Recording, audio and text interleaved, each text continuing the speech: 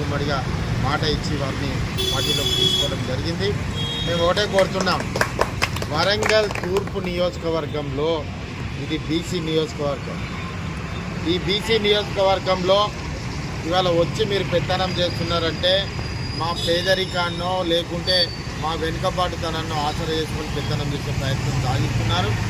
ఖచ్చితంగా మీకు రాబో రోజుల్లో సరైన బుద్ధి చెప్తాం. ఎందుకంటే ఇక్కడ ఎదిగే అటువంటి ఈ ప్రాంతాన్ని అడ్డుకున్నటువంటి వ్యక్తి నువ్వు కాబట్టి నిన్ను ఎట్లా తుదముట్టించాలన్నది కూడా మాకు తెలుసు.